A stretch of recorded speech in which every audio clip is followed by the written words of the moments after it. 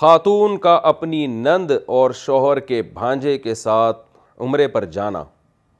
کیا میری بہن اپنے شوہر کی بہن یعنی نند اور شوہر کے بھانجے جس کی عمر 10-12 سال ہے کیا ان کے ساتھ عمرہ کرنے جا سکتی ہے؟ محمد جواد پٹنہ سے. بالکل نہیں جا سکتی، ناجائز ہے. اتنے طویل عرصے کے لیے اتنا لمبا سفر غیر محرم کے بغیر جائز نہیں ہے. شوہر کا بھانجا عورت کا محرم نہیں ہوتا، اور نند تو ویسے ہی خاتون ہے، وہ تو محرم مرد ہونا چاہیے ساتھ میں. عامل سے جادو کا پتہ چلانا. کیا کسی اچھے عامل سے پتہ لگا سکتے ہیں کہ کسی نے جادو تو نہیں کرایا؟ راشد کشمیر سے. اچھے عامل کا مطلب ایک لطیفہ بہت اچھا سنایا آپ نے. اچھے عامل یہ ایسے ہی ہوگے جیسے آپ کہیں کسی اچھے ڈاکو سے یا اچھے چور سے رابطہ کر سکتے ہیں. تو عامل تو آج کل ایسے ہی ہوتے ہیں جو اب نظر آ رہے ہیں ڈرامے باز قسم کے. ان سے جادو ادو کا تو پتہ نہیں چلے گا. نئی قسم کی چڑیلیں بھوت آپ پر مسلط ہو جائیں گے اور ایک نئی ٹینشن میں آپ پڑ جائیں گے. تو بہتر یہی ہے کہ اگر بس آپ خود جو ہے نا سورہ فلق سورہ ناس کا دم کیا کریں، یا مسجد کے امام سے یا کوئی نیک بزرگ ہے اس سے دم کروا لیا کریں جس کے بارے میں آپ کو خیال ہو کہ بھئی یہ اللہ تعالیٰ نے، یہ اللہ کے نیک بندے ہیں تو شاید ان کی پھونک میں زیادہ برکت ہوگی.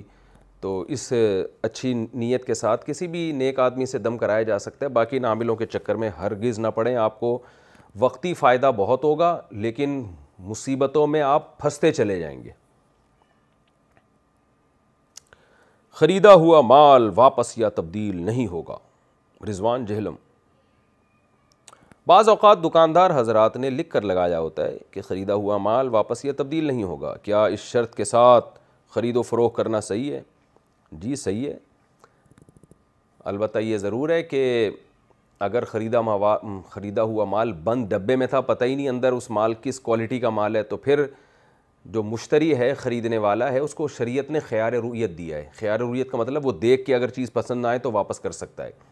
تو ایسی صورت میں اگرچہ دکاندار نے لکھوا بھی دیا ہو کہ خریدا ہوا مال واپس یا تبدیل نہیں ہوگا، تو اس میں وہ والا مال مراد لیا جائے گا جو کسٹمر دیکھ رہا ہو. پتہ ہی نہیں اندر ہے کیا، تو ایسی بیع شریعت میں صحیح نہیں ہوتی. اس کو دیکھنے کے بعد خریدار کو بہرحال پھر بھی حق ہوگا. البتہ یہ ضرور ہے کہ نارملی بھی اگر کسی نے یہ دکان پہ لکھ دیا کہ خریدا ہوا مال واپس نہیں ہوگا، تو پھر بھی شریعت میں ترغیب یہ ہے کہ اگر کسی کسٹمر کو چیز پسند نہ آئے اور وہ واپس کرنا چاہتا ہے تو بیچنے والے کو پر لازم تو نہیں ہے کہ واپس لے، لیکن ترغیب ہے. حدیث میں آتا ہے من اقال اللہ اثاراته یوم القیامہ. من اقال اخاہ او کما قال صلی اللہ علیہ وسلم من اقال اخاہ یا من اقال البیع اقال اللہ اثراته یوم القیامہ او کما قال صلی اللہ علیہ وسلم، کہ جس نے اپنے بھائی کی خرید و فروخت کو کینسل کر دیا، اقالہ، اس کو اقالہ کہتے ہیں، تو اللہ قیامت کے دن اس کی غلطیوں کو بھی معاف کرے گا. تو ترغیب ہے بہرحال. خواتین کیا پولیس کی جاب کر سکتی ہیں؟ کیا خواتین پولیس کی جاب کر سکتی ہیں؟ جیسے کسٹم اسٹیشنر ہوتے ہیں، وہاں چیکنگ ہوتی ہے، تو ان کی چیکنگ تو خواتین ہی کریں گی. تو کیا ایسی جگہ پر خواتین جاب کر سکتی ہیں بشرطے کہ وہ لمبی شرٹ اور اسکارف وغیرہ بھی پہنیں اور ماسک سے چہرہ بھی چھپا لیں؟ دیکھیں، عورت کے لیے شریعت کا اصل حکم یہ ہے کہ وہ گھر کی چار دیواری کو سنبھالے. ہم لوگ ہر چیز میں یورپ کو اور گوروں کو فالو کر رہے ہیں اور ان کی ترقی کو دیکھ کے ہم متاثر ہو رہے ہیں کہ وہاں مرد بھی کام کرتے ہیں، عورتیں بھی کام کرتی ہیں. ایک چیز کو دیکھا جا رہا ہے کہ دونوں نے کام کر کے کتنا پیسہ کما لیا. یہ نہیں دیکھا جا رہا ہے کہ فیملی سسٹم کا بیڑا غرق ہو گیا ہے. ہمارے جو لبرل طبقہ ہے نا، وہ ایک چیز کو تو فوکس کر رہا ہے کہ عورت بھی گھر سے باہر، مرد کی بھی گھر سے باہر. تو وہ گھر بنانے کی ضرورت کیا ہے؟ روڈ پہ ملاقات کر لیتے، پھر شام کو کہیں بھی چھپڑے میں مل جایا کریں وہ دونوں. گھر کی ڈیفینیشن ہی یہی ہے کہ اس میں کوئی ہو، اس میں افراد ہوں، اس میں آپ کی بچے ہوں، ان کو پالنے والی کوئی خاتون ہو، وہ گھر داری ہو اور باہر مرد سنبھالے. یہ نیچرل لائف ہے جو صدیوں سے چلی آ رہی ہے. یہ فطرت کا بنایا ہوا نظام ہے، اور اسلام چونکہ دین فطرت ہے اس لیے قرآن کہتا ہے وَقَرْنَ فِي بُيُوتِكُنَّ. عورتوں کو کہہ رہے ہیں اصل حکم یہ ہے کہ عورت گھر کی چار دیواری میں رہے، کسی ضرورت سے باہر جا سکتی ہے وہ. تو عورت کا اصل جو وظیفہ، اسی میں عورت کا سکون بھی ہے. مردوں پہ کمانے کی ذمہ داری ڈالی ہے، مرد کے ذمہ ہے کہ وہ کما کے لائے گا، کھلائے گا، اور عورت کے ذمہ وہ گھر کو سنبھالے گی. جن قوموں نے اس نظام پہ عمل نہیں کیا وہ برباد ہو گئے ہیں. ان کا فیملی سسٹم تباہ و برباد ہو گیا. ان کے ہاں محبتیں ختم ہو گئیں. فرانس میں دیکھ لیں، جرمنی میں دیکھ لیں، کتے بلے پالے ہوئے ہیں لوگوں نے گھروں کے اندر. جانور پالنے کا رواج، ان کے ماہرین یہ کہتے ہیں کہ جب سے ہمارا خاندانی نظام تباہ ہوا ہے جانور پالنے کا رواج بڑھ گیا, کیونکہ بچے پالنے کے لیے ہیں ہی نہیں, بچے ہوتے ہی نہیں ہیں تو پالیں گے کہاں سے ان کو, دل بہلانے کے لیے اولادیں نہیں ہیں تو کتے بلی ہیں دل بہلانے کے لیے. تو اس لیے اسلام اس کلچر کو بہرحال پسند نہیں کرتا کہ عورتیں جاب کریں, عورتیں گھروں سے باہر جائیں. یہ ہمارا لبرل طبقہ عورت کی آزادی کے نام سے ہمارے خاندانی نظام کو تباہ کرنا چاہتا ہے. لیکن بہرحال کچھ شعبے ایسے ہوتے ہیں جہاں عورت ہی رہ, ظاہر ہے گائنی کی ڈاکٹرز تو عورت ہی ہوگی, وہ مرد تو نہیں ہو سکتے. تو اسی طرح یہ جو ایسی سیکیورٹی کی جگہوں پر خواتین کی چیکنگ کے لیے ظاہر خواتین ہی ہوں گی. تو ایسی جگہوں پر چونکہ ضرورت ہے خواتین کی تو وہاں مجبوری ہے, وہاں خواتین جاب کر سکتی ہیں. لیکن جو آج کل بڑھ چڑھ کر ہر شعبے میں خواتین کو داخل کیا جا رہا ہے تو یہ نیچر کے بھی خلاف ہے, اور اس سے نظام تباہ و برباد ہو جائے گا. اور یہ عورت کی آزادی نہیں ہے, عورت کی بربادی ہے. اس سے مرد اپاہج ہو جائیں گے تھوڑے دنوں میں, آپ دیکھیے گا عورتیں کما کے مردوں کو کھلائیں گی. یہ الٹا سسٹم شروع ہونے والا ہے.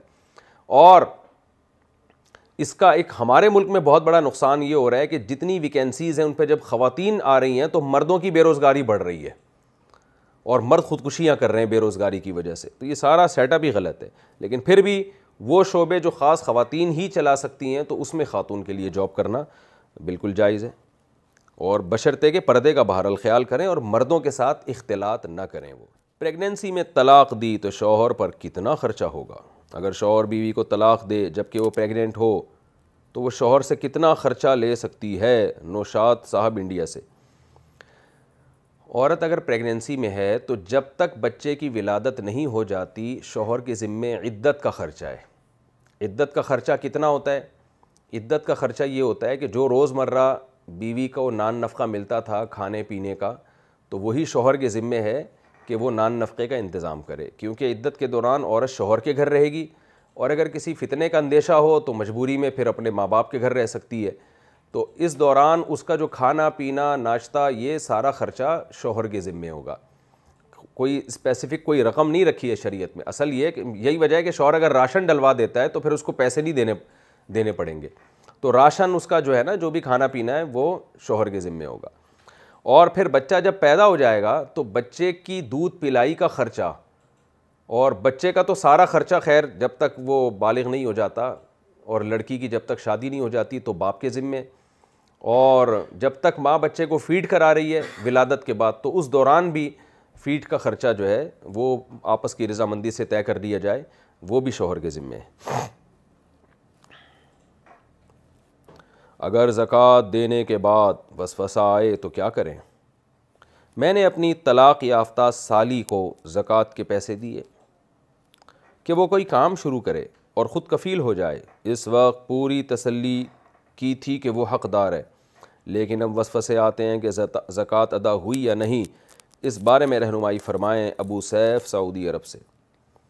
جب آپ نے تسلی کر کے سالی کو زکوٰۃ دے دی تو پھر بھلے سالی وہ زکوٰۃ کی مستحق نہ بھی نکلے تو وہ سالی کی زکوٰۃ پھر بھی ادا ہو جائے گی. یعنی اگر کسی کو مستحق سمجھ کے زکوٰۃ کسی نے دی ہو نا, بعد میں پتہ چلا مستحق نہیں تھا تو بھی زکوٰۃ ادا ہو جاتی ہے, بشرطے کہ دیتے ہوئے اطمینان ہو کہ مستحق ہے. تو آپ وسوسے میں نہ آئیں, آپ کی زکوٰۃ ادا ہو گئی ہے. کہیں عزت نہ ہوتی ہو تو دعوت سے انکار کر سکتے ہیں. کیا یہ جائز ہے کہ جب کوئی عزت ہی نہ کرتا ہو یا پسند ہی نہ کرتا ہو تو ہم اس کے گھر دعوت میں نہ جائیں؟ وجاہت علی کراچی سے. دیکھیں عزت نہ کرتا ہو تو اتنا عجیب نہیں ہے, بےزتی نہ کرتا ہو بس. اگر آپ کو یہ ڈر ہے کہ آپ جائیں گے آپ کی بےزتی کرے گا وہ, تو پھر نہ جائیں. عزت تو آج کل کون کس کی کر رہا ہے, تو خام خواہ میں نہ ٹھکرائیں دعوت کو. موبائل میں تلاوت یا حمد و نعت کی رنگ ٹون لگانا. موبائل کی مسئلہ میں مجھے ہنسی اس لیے آ گئی کہ ہمارے کیمرہ مین کو ہنسی آ رہی ہے میرا یہ جواب سن کے, ان کی ہنسی کو دیکھ کے میں ہنس رہا ہوں. میں نے جب کہا ہے نا کہ دعوت میں جب آپ جائیں تو بے شک عزت نہ ہو, لیکن بس یہ نہ ہو کہ بےعزتی نہ ہو آپ کی, تو بھی غنیمت ہے. اس زمانے میں آپ کہیں جائیں اور بےعزتی نہ ہونا تو اس پہ اللہ کا شکر ادا کیا کریں, اسی کو سمجھا کریں بہت عزت ہو رہی ہے ماشاءاللہ. موبائل میں تلاوت یا حمد و نعت کی رنگ ٹون لگانا. موبائل کی رنگ ٹون میں نعت وغیرہ لگانا کیسا ہے؟ محمد تسلیم اخت, یہ کون سا صیغہ ہے بھائی؟ انڈیا سے. اچھا یہ اخت الگ لکھا ہے, راہ الگ لکھا ہے, تو یہ اختر تھا اصل میں. محمد تسلیم اختر انڈیا سے. رنگ ٹون میں نعت لگانا تو ٹھیک ہے, لیکن تلاوت لگانا بہرحال بہت سخت بے ادبی ہے. قرآن کو ایسے جگانے کے لیے استعمال کرنا، کیونکہ قرآن تو براہ راست اللہ کا کلام ہے، بہتر ہے کہ نعت بھی نہ لگائیں، رنگ ٹون میں رنگ ٹون ہی لگایا کریں تو اچھا ہے۔